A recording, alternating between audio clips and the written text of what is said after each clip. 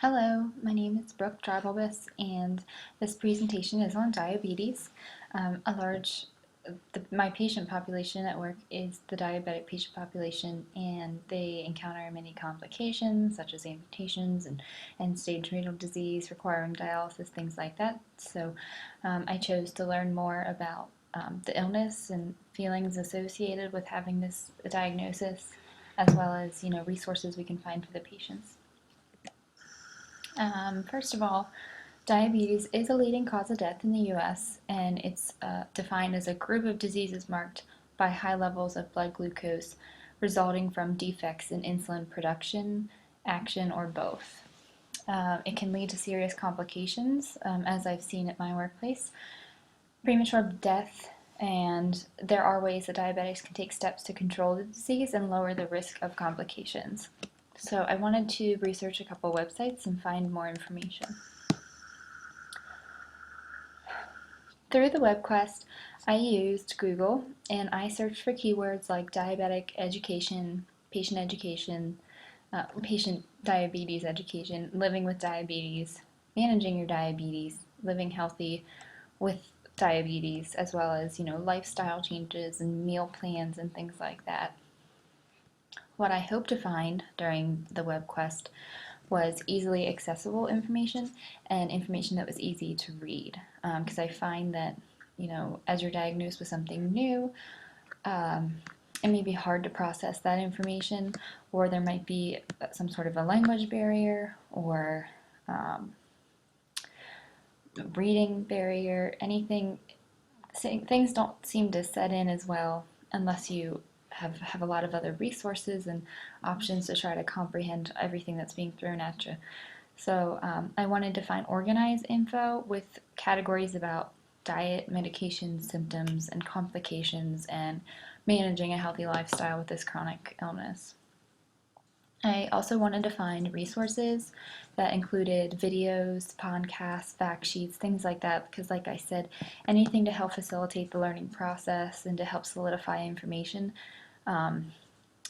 the more the better to help this patient population.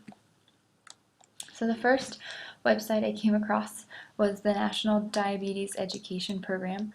This partners with the CDC and the National Institute of Health. I found that this website was very easy to navigate, and they had options available in English and Spanish. This gave me the definition. Actually, it gave me the information from my first slide, and understanding risks involved with diabetes. It also gave us multiple links for outside resources, and one link there is yourdiabetesinfo.org/make-a-plan.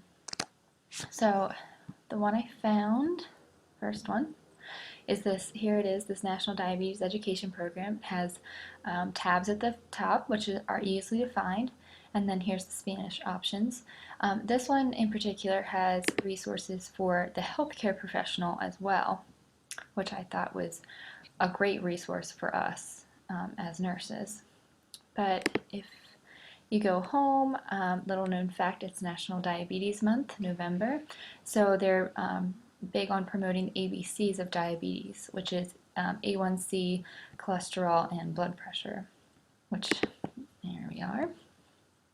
So you can choose, I have diabetes, am I at risk, some other information, and then the big one I found information from was this resource tab, which has videos, podcasts, fact sheets.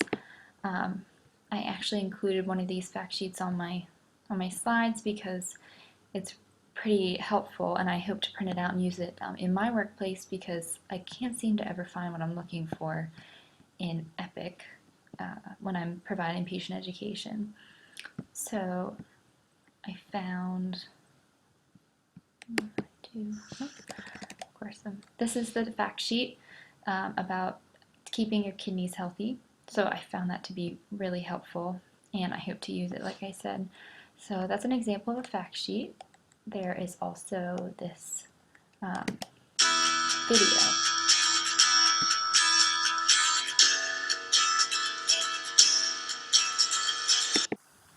Okay, I'm sorry that got interrupted, like I said. Gonna try to do this. It's worked before for me.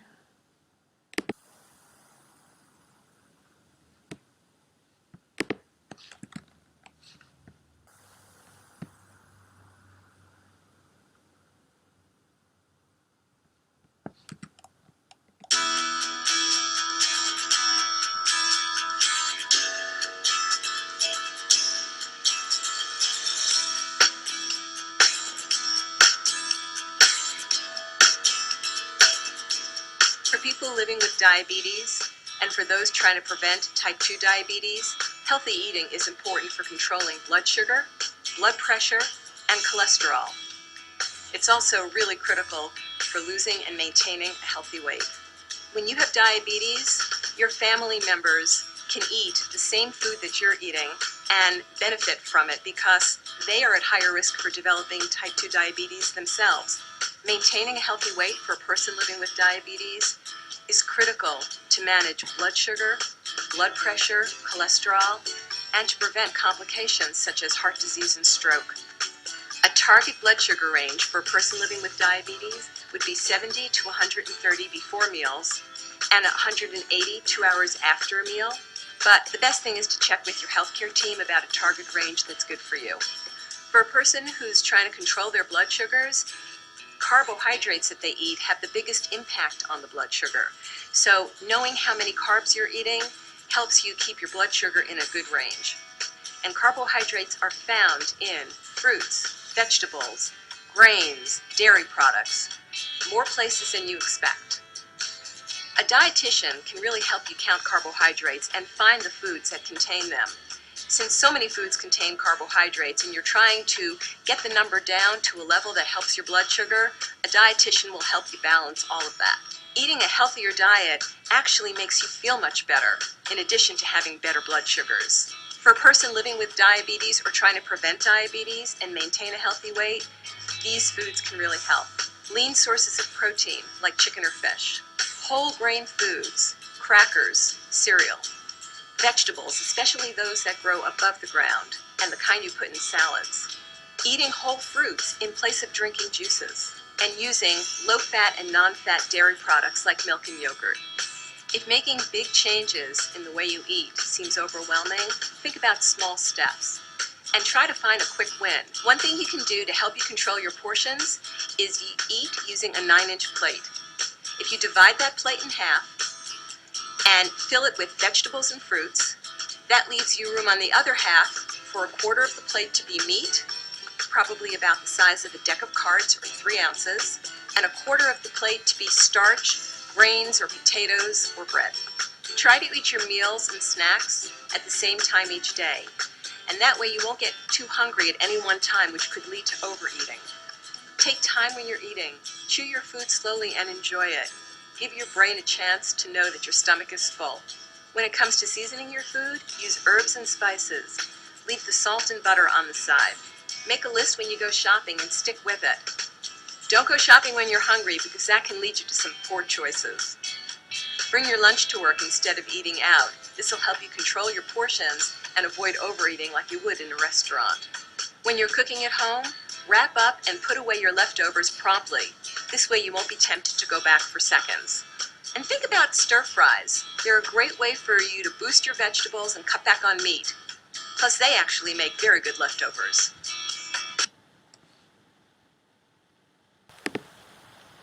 So that was an example of a video that I had found on that website. Very helpful to show patients or for anyone to learn more about choosing the right foods and vegetables and how to plan your meals. So the next website that I found is the American Diabetes Association, probably the most well-known among many people. I found that this website was very colorful and the most appealing. It had great tabs, big bold tabs at the top for easy navigating, and actually go out here and show you how great it is here. Okay, so it has these tabs at the top. If you're at risk, the basics, living with it, food and fitness, things like that. And then right here in the middle of the page, I found that it was helpful that there was a hotline that you could call Monday through Friday, and there's also a chat that you can do so that you can get responses right away as well. You can also get local information by entering your zip code. Also have these hot topics down here about prevention, meal plans. If you actually click on the meal plans, it goes into recipes for healthy living and things like that. Also, I found it kind of odd that there were so many of these like advertisements and things, but it's actually quite helpful because like here is Diabetes Forecast, a magazine, and cookbooks and things like that, portion control things that you can choose if you'd like to buy. So I found that all this information was quite helpful. A ton of tabs, a lot of places you can go with this, and even stuff for professionals as well. So then going back to the next website that I found was Diabetes Education Online at the University of California at San Francisco. This one was available in 3 different languages, English, Spanish, and Chinese. Had a lot of great information for newly diagnosed patients and people living with diabetes. Again, it had the tabs for easy navigation. I found all of these to be very easily accessible and easy to read and things like that. It had a lot of current events and health topics, and then I'll show you over on the side of this one here. There's a learning library with resource materials, and they even have Android and iPhone apps, videos, and quizzes. So if anyone wants to take any of those quizzes and find out how well you're doing monitoring, how to travel, things like that. Also, a great part that I found about this website was workshop and classes. They have, a 3.5-day insulin workshop, 2-day workshop for type 2 diabetes, and there's a schedule of these upcoming events and contact for more information. Now, this is for the San Francisco area or the University of California area, but it'd be interesting to know if Penn State or something around here, something local, would have these resources for informational sessions and things like that. They also provide individual consultation for those who need it. So they're really trying to they're really looking at like health promotion here, trying to prevent people from coming with DKA and other sorts of complications. So a lot of great information. Seems like all these websites are similar, as they have the tabs at the top, and lots of great information along the sides and things like that. I found them all very easy to navigate, very helpful, very informational, and things like that. Moving on, similarities with the readings this week. They were both similar in actually managing a chronic illness. So the process, they looked on the process involved with living with a chronic illness. So when those steps that the 9 parts of the trajectory, living with this disease, things like that, and your feelings associated with the diagnosis of a chronic illness. Some differences were that this week was a little more specific to I found more information that got into diabetes, actual resources to help manage it, and personal stories and current events and things like that I found on the websites. I was more in depth with managing this particular illness, ways to sustain healthy livings, and then according to the reading that we had, there were personal encounters with the chronic illness, and I liked reading the little quotes that were in there. The helplessness, the hopelessness, things like that, and turning it all around. So this whole presentation was very helpful because I have had trouble really finding a lot of patient education and things like that, so now I have a lot more resources where I can go to really point my patients in the right direction to living a healthier lifestyle. So that concludes my presentation. I hope I'm sorry for a little bit of the breakup. This is my 4th one of these I've done, so I've tried to really get it solidified, and I think all the content is there, and I hope it flowed nicely enough for everyone. So thanks for watching.